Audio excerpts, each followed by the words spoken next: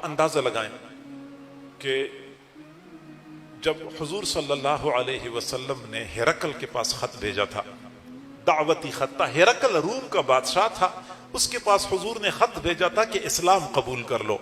वो बादशाह बड़ा समझदार था, उसने सोचा कि मैं खुद खत पढ़ के राय कायम करूं कि ये बंदा सही है या गलत है, इसकी बजाय बेहतर ये है कि मैं इस बंदे के बारे में पूरी तहकीक कर लूं, जिसने नबूवत का दावा किया है मैं इसके बारे में पूरी तहकीक कर लूं।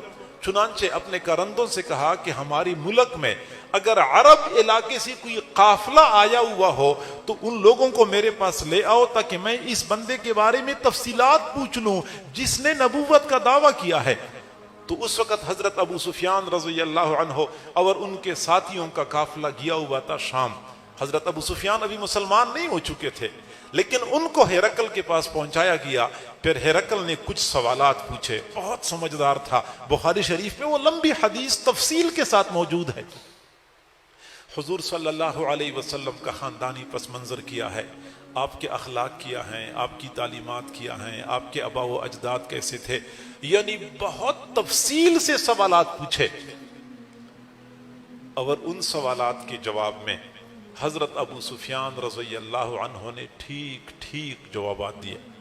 और वो खुद फरमाते हैं कि मेरा दिल चाह रहा था कि मैं थोड़ा सा झूठ शामिल कर दूं, थोड़ा सा झूठ शामिल कर दूं, लेकिन मैं डर रहा था कि मेरे साथ इस वक्त मेरे दोस्त मौजूद हैं, मेरे मक्का के साथी मौजूद हैं। अगर ये लोग मक्का में गए और इन्होंने मक्का में लोगों को बताया कि अबू सुफियान ने हिरकल के दरबार में झूठ बोला था, मेरा क्या बनेगा? मैं लोगों को क्या मुंह दिखाऊंगा? वो 360 बुतों को पूजने वाले हुजूर सल्लल्लाहु अलैहि वसल्लम की मुखालफत में किसी भी हद तक जाने के लिए तैयार थे, लेकिन जब हिरकल ने हुजूर के बारे में सवालात पूछे तो एक बाल के बराबर भी गलत और झूठ उसमें शामिल नहीं किया।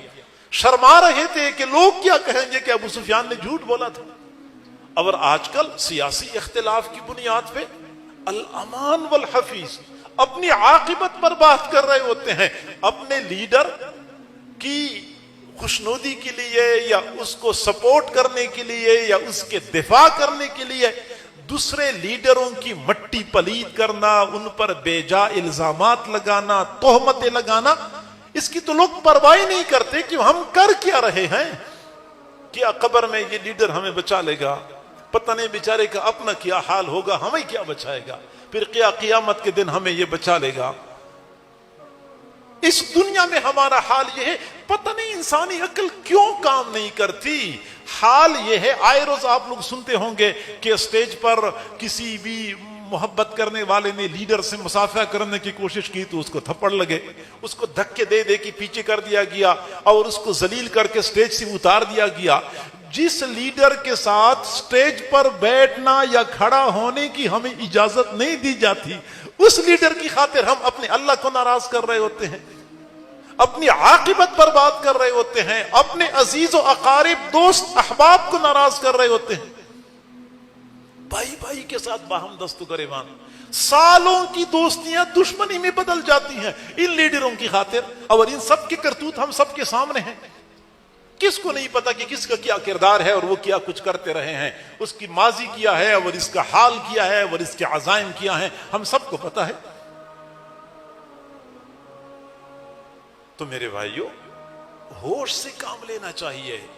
इन लोगों की खातिर अपनी आकिबत बर्बाद न करें, अपने दोस्तों को नाराज न करें, अपने खूनी रिश्ते न तोड़ें इन लोगों की खातिर जिनके साथ मुसाफा करना भी हमें कभी नसीब नहीं होता। वो उनके साथ मिलके खाना खाना कभी नसीब हो तो बिल्कुल नहीं हो सकता।